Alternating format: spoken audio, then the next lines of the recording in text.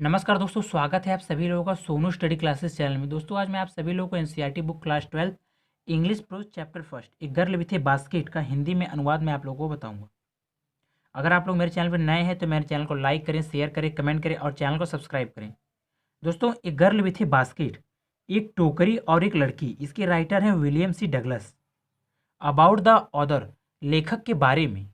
William C Douglas is जज of the Supreme Court of United State of America. William C Douglas संयुक्त राष्ट्र America के supreme court के एक न्यायाधीश थे। Visited India in 1950 during his visit, और वह 1950 में भारत का दौरा किए।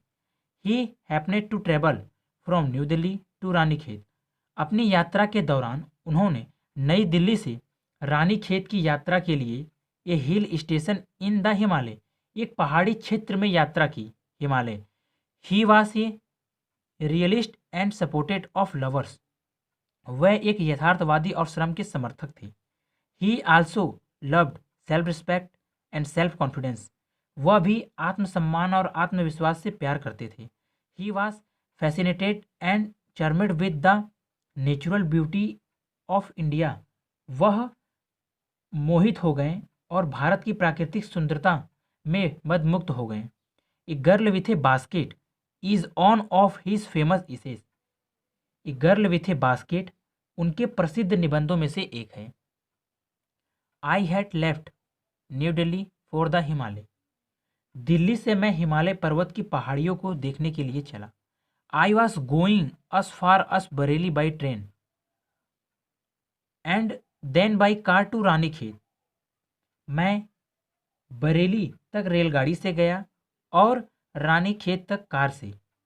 Old British army hill station located on a 60,000 foot ridge opposite.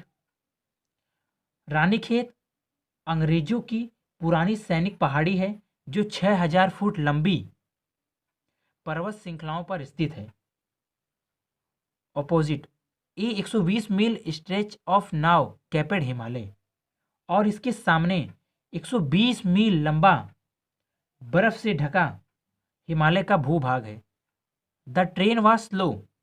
रेलगाड़ी धीमी गति से जा रही थी। And it stopped at all the way station. यह रास्ते के सभी स्टेशनों पर रुकी। एट एवरी स्टॉप, गाड़ी के रुकने के प्रत्येक स्थान पर। I swung open the door of my compartment and walked the platform. मैं अपने डिब्बे का दरवाज़ा खोलता और प्लेटफॉर्म पर घूमता था। The platform were packed with people. Platform लोगों से भरा हुआ था जिसमें सभी प्रकार के लोग थे। Sikh, Muslim, Hindu, soldier, merchant, priest, porters, beggars, hawkers.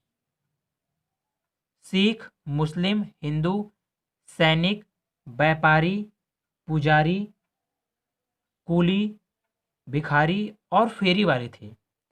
Almost every one was were food and dresses in loose white government.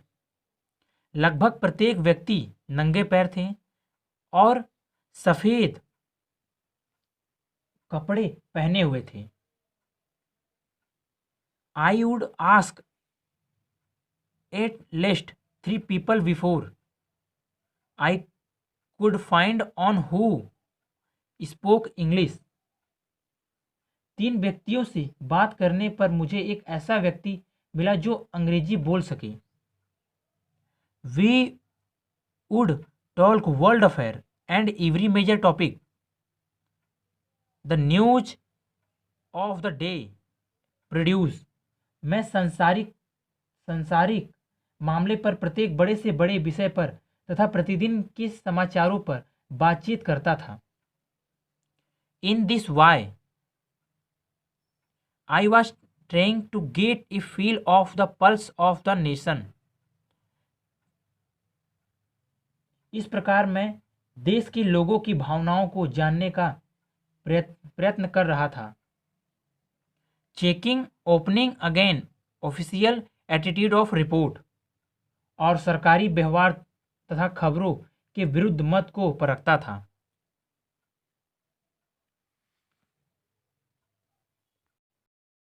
The root ले through on off the richest of Indian agriculture area. रास्ता भारत के सर्वाधिक उपजाऊ क्षेत्रों में से एक क्षेत्र से होकर जाता था। This was the plain of the upper Ganga reverse. यह ऊपरी गंगा नदी का मैदान था।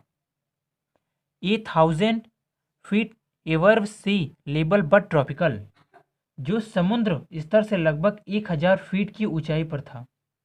द गंगा वास brown silt Solan with flute water, किंतु गर्म था। गंगा भूरी मिट्टी से भरी हुई बाढ़ के पानी से उमड़ी हुई थी। It is overflow inundating thousands of acre of rice. It is overflow inundating thousands of acre of rice. और इसके बहाव ने हजारों एकड़ धान के खेतों को डुबो रखा था। To the north were jungle great expanses, इसके उत्तर में जंगल थे। Of grass higher than a man's head and unbroken except for an occasional clump of trees, the home of tigers, elephant, pythons and cobra, जिसमें मनुष्य के सिर के से ऊंचे ऊंचे घास फैली हुई थी और कहीं कहीं पेड़ों और झाड़ियों के झुरमुट थे, जिनमें चीते, हाथी, अजगर और जहरीले सांपों के घर थे। Everywhere else there was flat land running to the horizon, और सभी स्थानों पर समतल धरती आसमान को छूती हुई दिखाई देती थी। But dotted here and there by the sacred banyan tree or by row of pucker trees, किंतु कहीं पवित्र बरगद के पेड़ों सा पाखंड के पेड़ों की कतारें थी। Shaped like elms and having thick twisted trunks, जिनका आकार मोटे मुड़े हुए तनों वाले वृक्षों के समान था। हॉट humid और वास moving in from the south west, दक्षिण पश्चिम की ओर से गर्म नम हवा बह रही थी। monkeys, some of them mothers with babies clinging to them and reading underneath swing of trees at the station, station पर कुछ नर बंदर तथा कुछ मादा बंदर जिनसे उनके बच्चे लिपटे हुए थे और पेड़ों पर चढ़े हुए थे। लुकिंग फॉर फूड, पेड़ों पर भोजन की तलाश में झूल रहे थे। द विलेज भी पासेड, जिन गांवों से हम गुजरे। Hand walls made of mud mixed with water and cow डंक, उनकी दीवारें पानी तथा गोबर मिली हुई मिट्टी की बनी हुई थी। Their peaked roofs were thatched bundles and grass tied to bamboo poles, उनकी नुकीली छतों पर छप्पर पड़े हुए थे और घास के गट्ठर उन बांसों से बंधे हुए थे। स्ट्रेचेड अक्रॉस द रेफ्टर्स, जो ढालदार बल्लियों के ढांचे पर फैले हुए थे। That day the pumpkin vines that grew over them, उस दिन कद्दू की बेलें पर जो उन पर फैली हुई थी। Were in bloom trailing streaks of yellow over the wall, फल और ये बेलें नीरस दीवारों पर रंग बिरंगी धारियों से फैली हुई थी। At one station my routine of talking with the people was interrupted एक स्टेशन पर लोगों से बातचीत करने में मेरे कार्यक्रम में रुकावट पड़ गई।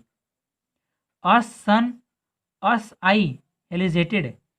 ज्यों ही मैं नीचे उतरा, a group of young children gathered around me. छोटे बच्चों का एक समूह मेरे चारों ओर इकट्ठा हो गया। They were selling basket, hand made reed basket with simple design and pattern. ये हाथ से बुनी हुई सरकंडे की साधारण रूप और आकार की टोकरियां बेच रहे थे। दे held the basket high shooting word. उन्होंने उन टोकरियों को अपने हाथों में ऊंचा पकड़ रखा था। Word I did not know but conveying unmistakably their desire. और जोर जोर से चिल्ला रहे थे। मैं उनके शब्दों को समझ नहीं सका, किंतु उनके शब्द मुझे उनकी इच्छा ठीक ही व्यक्त कर रहे थे। अगर वीडियो अच्छी लगे तो लाइक शेयर कमेंट करें और नेक्स्ट वीडियो के लिए चैनल को सब्सक्राइब करें। Thank you for watching.